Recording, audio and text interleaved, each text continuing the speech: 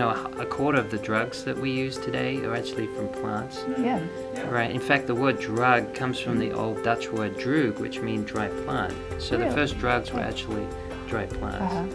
We pay for our health in one or two ways. We either get educated or we get medicated. Right. So what's easier to swallow?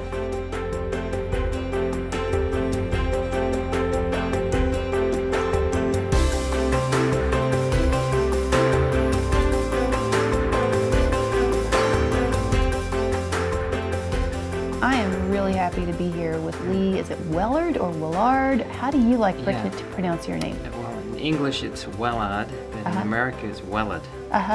We just butcher everything, don't we? That's okay. We just butcher everything. And you have a fascinating line of work because, as I've heard it said, nature is actually the world's largest pharmacy.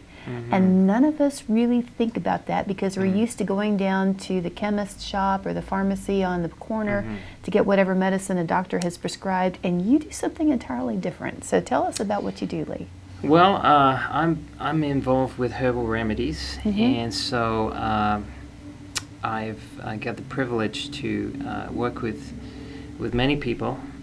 We actually formulate different recipes, and we put together different formulas to help with various number of conditions that people have.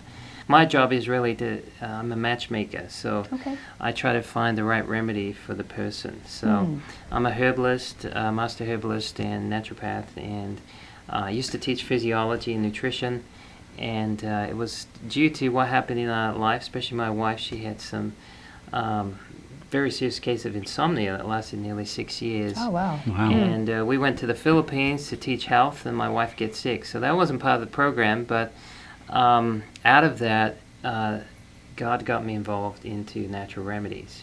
Did some training in herbs, but I didn't really have a lot of confidence in it.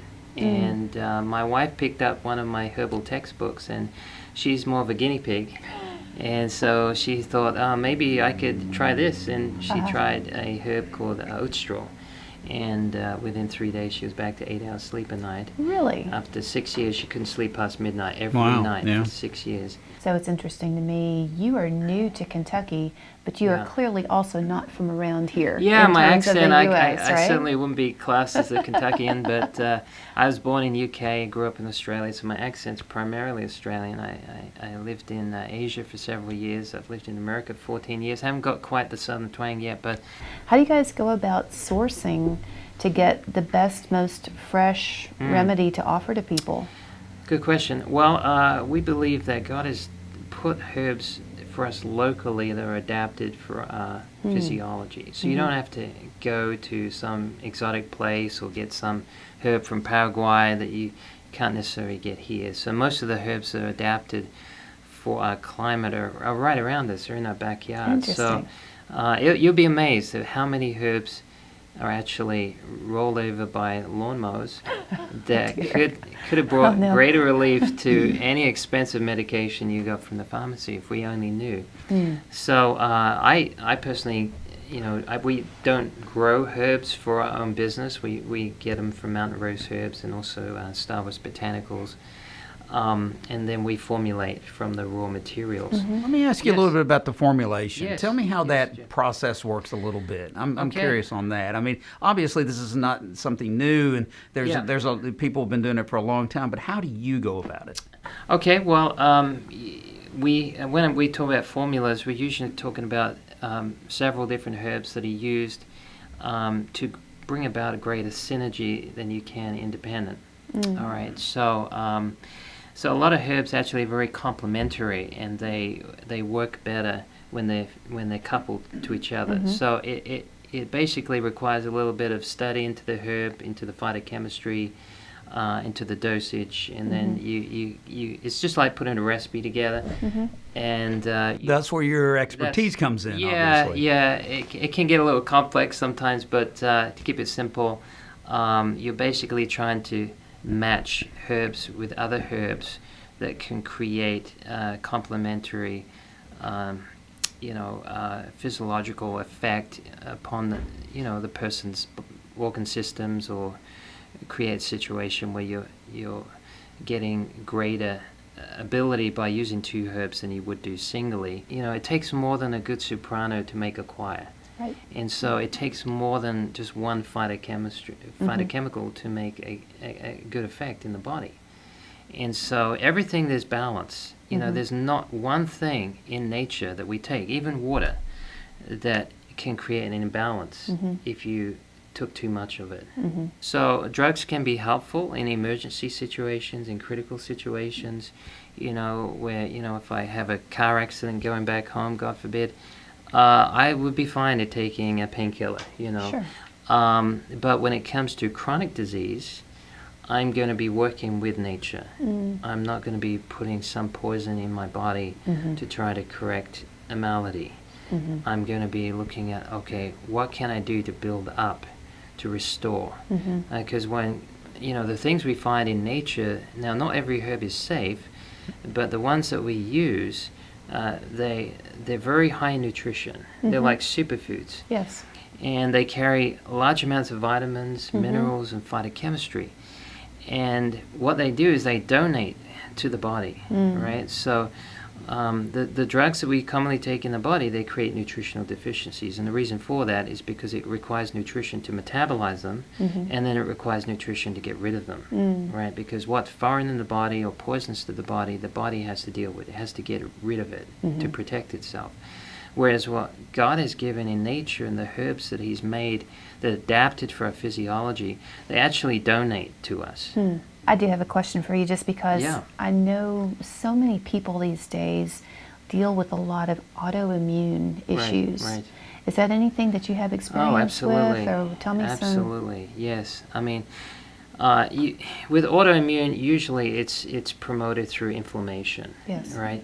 And behind inflammation, usually it's the stress, right? So autoimmune diseases are largely, not always, but they're largely initiated through a stress response. So your cortisol level goes up, your adrenaline, your noradrenaline kicks in, and it sets up an inflammatory cascade.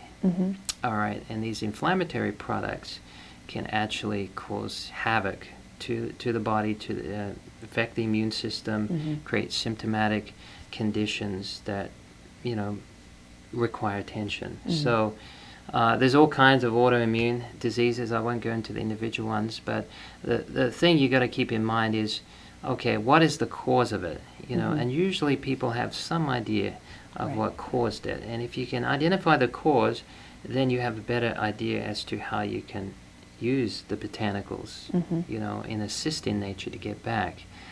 I tell people, you know, herbs don't cure you, but what they do is they give you back to the body what's been stolen. So with autoimmune diseases, usually you gotta deal with inflammation. So one of the best herbs for that is turmeric root. Yes. Turmeric has more studies than any other drug on the planet. It's had over 6,000 clinical studies done. And so we do a lot of turmeric for people. It works wonders, and it works within a short amount of time. And you can have severe pain, and turmeric can knock it out. We use it a lot for arthritic cases.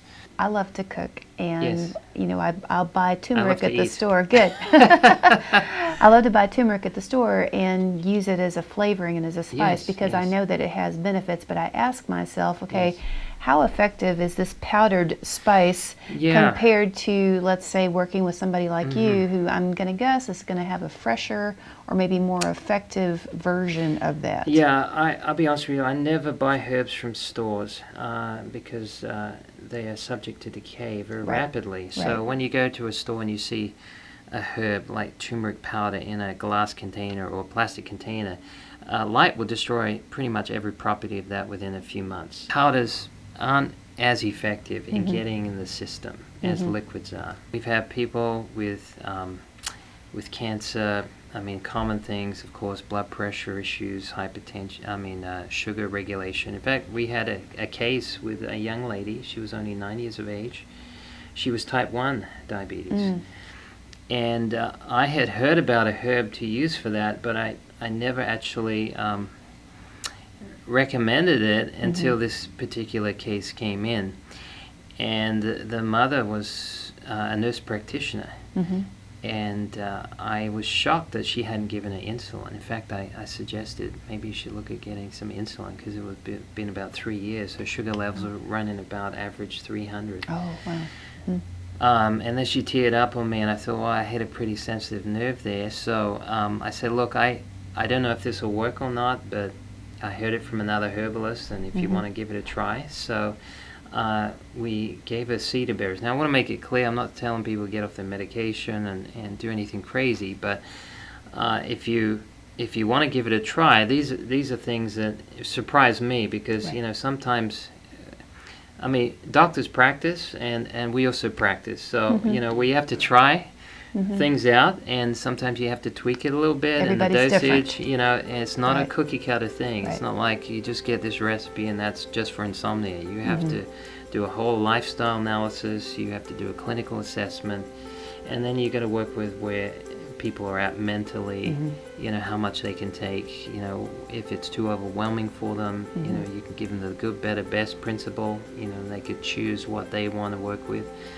But anyway, we suggested these cedar berries, and she came back. I think it was 1 week later. She came back, big smile on her face. She said, check this out. So she, being a nurse practitioner, she took her sugar 3 times a day, and the average was running about 140. Now, before that was 300. So that was a huge step. There was a couple of numbers that were high, and she said that's when she cheated. I said, keep doing what you're doing. Yeah. She came back again 2 weeks after that, got it down to like 110. And she came back again a week or 2 after that, and it was down. She said, I've got it down as low as 80.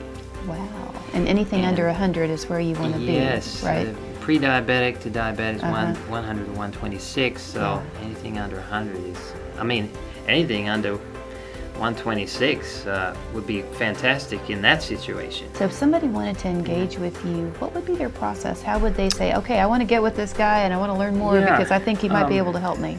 We do a lot of phone consultations with people, and also do seminars. And we have a website, AmericanHerbShop.com.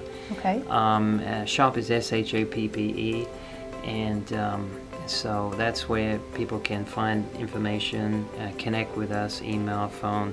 I personally think this is one of the best times to learn about natural remedies, and I think we could be more effective in what's happening around the world if we learned had a better understanding of our body's immunity and how to provide for that naturally and how to boost that without, you know, having to resort to drastic methods. We have videos online, and in fact on our website, if people just want to know how these herbs work, and we've got quite a few videos there, and information and recipes and all that good stuff. My role is to educate people, and if I can bring a little help into their lives and navigate them through some challenges, and I feel my work has been done. That's good work.